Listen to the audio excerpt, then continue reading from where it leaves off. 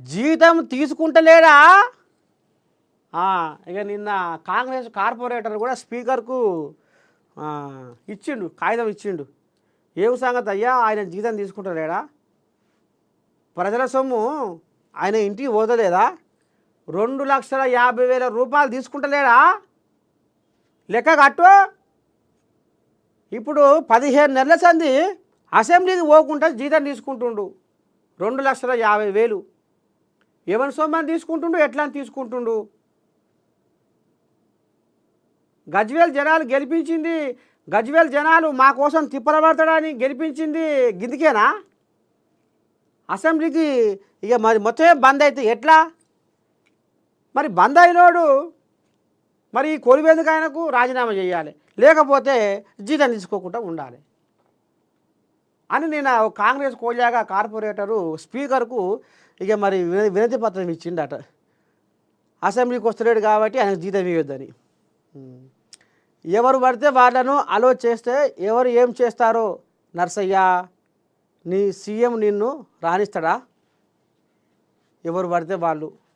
ఇప్పుడు ఎవరు పడితే వాళ్ళు అంటే మేమేమన్నా ఏమంటారు చూడు, మేము ఎట్లా పోయినామో ఏమికి పోయినామో ఏం కథ అనేది తెలియదా? నేను న్యూస్ నుంచి పోయినాం, మా చేతిలో లోగో ఉంది. మరి ఆడ ఉన్నోళ్ళు గిడికి సంగతి గిదికి ఇట్లా నువ్వు సీసీ కెమెరాలో నీకు అంత కనపడుతూనే ఉంది. ఎవరు ఏ మూలకు ఏం చేస్తురో అంత నీకు నీ నీ ముఖం ముందరనే పెద్ద టీవీ ఉండే సీసీ కెమెరాలో కనపడుతుంది కదా. అరే ఎవరో ముసలాయన వచ్చిండు, మరి ముసలాయనది ఏ ఊరు, ఏం కథ, ఎట్ట సంగతి, ఏం చెప్తాందుకు వచ్చిండు, మరి ఏం కొనబోతాడు, నా చెవిలో ఏం వేస్తాడు, మరి ఆయన చెవిలో నేనేం వేయాలి, ఆయన పోయి తెలంగాణ జనాల చెవులల్లో ఏం వేస్తాడు, ఎట్ట సంగతి ఏంది ఏం కథ. మరి రచ్చ రంబోలు అవుతుంది మా పోలీసు వాళ్ళకు, మా సెక్యూరిటీకి, నర్సయ్యకు, ముసలాయనకు పంచాయతీ అవుతుంది. షెడ్డో పట్టో మరి రమ్మంట. ఎవరిని పడితే వాళ్ళనంటే మేమేమైనా దొంగతనానికి పోయినామా? మీ ఇంటికి ఫామ్ హౌస్ కాడికి మేమేమైనా దొంగతనానికి వచ్చినామా? ఏమైనా ఎత్తుకపోదామని వచ్చినామా? లేకపోతే చీకట్లు వచ్చినామా? పొద్దుగాలే కదా వచ్చింది, పటపాటిలే కదా వచ్చింది.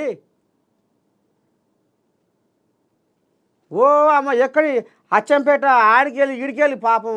ఇక మరి వాళ్ళు కూడా మాట్లాడేది కదా, ఆయనకు అధికారం లేదా, ఇప్పుడు ప్రతిపక్ష నాయకుడైనా ఎమ్మెల్యేనైనా ఇక ఆయనకలు వస్తలేడా, పట్టణంలో ఉంటలేడా, అసెంబ్లీకి వస్తలేడా, ఈయన నాకు ఫామ్ హౌస్ కన్నా కలిసిపోదామని బొచ్చడి మంది కోళ్ళాగలు ఆడంగా వచ్చి లెంకలు కొట్టి చూసి చూసి చూసి చూసి అగనన్న అని ఫోన్లు చేసి చేసి చేసి చేసి చేసి ఆఖరికి వస్తార కాల ఆశ వదులుకొని పోయారు.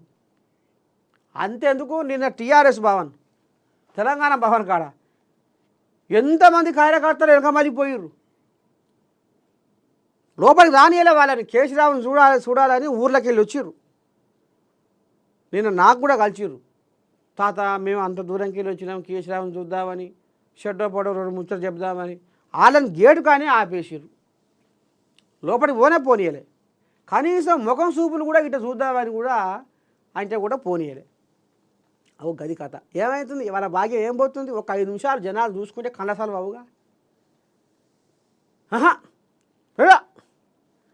ఎర్రటి ఎండ, వాళ్ళకు నీళ్ళు నిప్పులు, ఏ ఊరికి వెళ్ళి వచ్చి ఏం కథ, ఎప్పుడు తిన్నారు, ఏడంగా వచ్చిరి, ఎట్లా పోతారు, బువ్వేడ తింటారు, బుగ్గేడ తింటారు, ఎండాకాలమే ఈ పాడైపోయి మరి బేవసులు కింద పడగాల, అడ్డం పడగాల.